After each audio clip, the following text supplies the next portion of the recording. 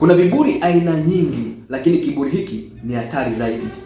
Hiki kiburi ni hatari zaidi pale ambapo mwanadamu anaona kwamba anaweza akajiokoa yeye mwenyewe kwa matendo mema, good deeds. Anadhani kwamba atajiokoa. Ni kiburi hiki. Hiki ni kiburi. Kwa sababu gani? Kwa sababu imeandikwa katika Waebrania 9 mstari wa 22 kwamba na katika Torati karibu vitu vyote kusafishwa kwa damu, na pasipo kumwaga damu hakuna ondoleo la dhambi. Tunaona katika Torati kwamba na katika Torati karibu vitu vyote husafishwa kwa damu, na pasipo kumwaga damu hakuna ondoleo la dhambi. Manake dhambi zinaondolewa kwa kumwaga damu tu. Damu isipomwagwa hakuna ondoleo la dhambi. Ndio maana tangu Agano la Kale ilikuwa makuhani wanaenda mbele za Mungu kila mara moja kwa mwaka kwa ajili ya kwenda kutoa sadaka kwa ajili ya ondoleo la dhambi, kwa ajili yao binafsi na kwa ajili ya watu wengine pia. Kwa hiyo kumbe, bila kumwaga damu hakuna ondoleo la dhambi. Sasa kuna watu ambao wao unasema kwamba mimi sina haja kumpokea Yesu, sina haja kumwamini Yesu kwa sababu mimi ninatenda matendo mema, mimi ni kama nimeokoka tu. Hicho ni kiburi. Kama ilikuwa inawezekana wewe kujiokoa kwa matendo yako tu, kwa nini Yesu Kristo ateseke msalabani? Kwa nini Yesu Kristo akubali kubeba msalaba, mateso makali mno, amepigiliwa misumari, amejibeba kwa misumari? Hebu jaribu kufikiria uzito wako ule, unapigiliwa misumari kwenye mikono yako na miguu yako. Maana yake mikono yako ikubebe na miguu yako ikubebe ili uweze kujibalance pale kwenye msalaba. Hayo maumivu ya kupigwa, kuvikwa taji ya miba, kuchomwa na yote hayo alikubali, kwamba bila sababu, kwamba ungekuwa na uwezo wewe wa kujiokoa angekubali kubeba kupitia hayo mateso. Ungekuwa na uwezo wewe wa kujiokoa kwamba kwa matendo yako tu mazuri ujiokoe, angekubali kubeba hayo mateso. Kwa nini? Mungu aliandaa mpango wa wokovu. Hicho ni kiburi. Tena hicho ni kiburi ambacho ni hatari zaidi ya viburi vyote, kuamini kwamba wewe unaweza kujiokoa kwa matendo mema tu pasipo kuhitaji msaada wa Mungu, kwa sababu dini na vitu vingine vyote hivyo ni mipango ya mwanadamu kumtafuta Mungu, lakini mpango wa Mungu kumtafuta mwanadamu, kumwokoa mwanadamu, ndio unaitwa wokovu.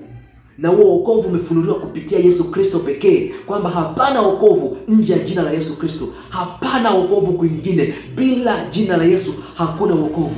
Kwa hiyo Yesu alilazimika kufa msalabani kwa sababu mwanadamu hawezi kujiokoa yeye mwenyewe. Mwanadamu hawezi kujiokoa kwa matendo yake mazuri. Usijidanganye mno. Utakapokuwa unaongea hivyo, inaonyesha kabisa jinsi gani una kiburi. Hata Daudi mwenyewe katika Zaburi ile sura 51 mstari wa 5 anasema kwamba naliumbwa katika hali ya uovu. Ndio maana Warumi 3:23 anasema kwamba kila mmoja amefanya dhambi na kupungukiwa na utukufu wa Mungu. Kwa hiyo Zaburi anapotuambia kwamba katika 51:5 kwamba nimeumbwa katika hali ya uovu, hamaanishi kwamba katika kuzaliwa kwake ndio anapata uovu. No, anamaanisha ni damu ambayo iko juu yake kupitia baba yake.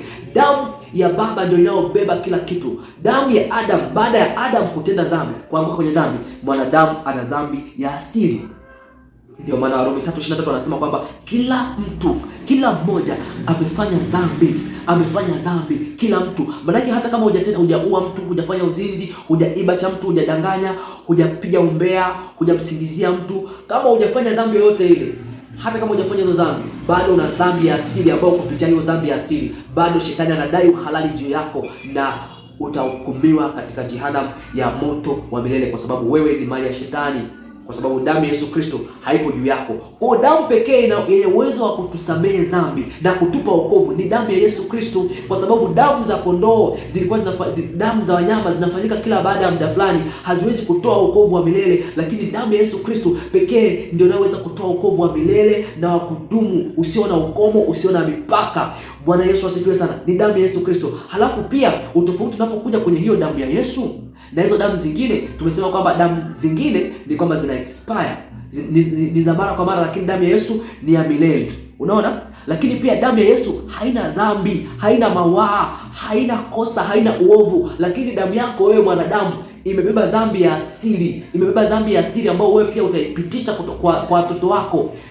Ile dhambi ya asili imebeba kwenye damu yako. Kwa hiyo huwezi kujiokoa wewe mwenyewe hata kwa damu yako, kwa sababu damu yako yenyewe ni dhambi. Lakini Yesu ambaye alizaliwa bila damu ya baba kwa uwezo wa Roho Mtakatifu ndiye ambaye ni mtakatifu, kwa sababu hakuzaliwa na damu ya baba. Ndio maana kwa utakatifu wake amekuwa ni sadaka ambayo imekuwa ni takatifu, yenye nguvu na uwezo wa kukomboa mwanadamu na dhambi zake zote na kumpa wokovu na uzima wa milele. Kwa hiyo usijidanganye tena, mtu wa Mungu. Usijidanganye tena na usiendelee kusimamia kwenye hicho kiburi, kwa sababu hicho kiburi ni hatari sana, kuona kwamba unaweza kujiokoa kwa nguvu zako au kwa uwezo wako wewe mwenyewe. Usijidanganye tena. Amua kufanya maamuzi sahihi ikiwa kweli unahitaji kurithi uzima wa milele kwa ajili yako, kwa ajili yako, kwa ajili yako. Maana uzima wa milele ni kwa ajili yako, si kwa ajili yangu, wala si kwa ajili ya Mungu, wala si kwa ajili ya Yesu. Ni kwa ajili yako wewe mwenyewe, ni kwa ajili ya roho yako wewe mwenyewe. Haitanifaidisha mimi, haitamfaidisha mchungaji, haitamfaidisha nabii, mtume, haitamfaidisha mwalimu wala mwinjilisti wala na haitamfaidisha mtu yote ule. Haimfaidishi Yesu, maana Yesu hana hasara wewe unapokataa. Yeye amemaliza kutoa karama yake ya uzima wa milele kupitia kufa msalabani. Imebaki ni kazi yako wewe kukiri kwa kinywa chako na kuamini kwa moyo wako kwamba uamini kwamba Mungu alimtoa Yesu. Yesu alikufa katika wafu akafufuka kwa ajili ya dhambi zako, alikufa, na ukiri kwamba Yesu kuwa ni Bwana na Mwokozi wa maisha yako ili upate wokovu. Ni kwa faida yako wewe mwenyewe. Wokovu ni bure na ni kwa faida yako wewe mwenyewe. Haimsaidii Yesu wewe usipookoka, wewe usipomwamini Yesu, usipoenda kuchukua hiyo karama ya bure ya uzima wa milele. Haimsaidii Yesu wala haimuumizi Yesu.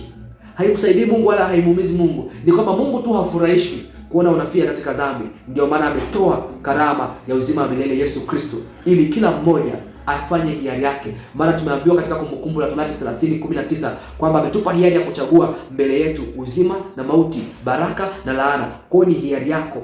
Tumeumbiwa akili ambazo zinafikiria, zinachakata, zinaweza kuamua na mapenzi yetu sisi tukachagua kushoto au kulia, laana au baraka, mauti au uzima. Kwa hiyo mimi nakushauri chagua uzima ili uishi wewe na familia yako. Ubarikiwe na uwe na wakati mwema.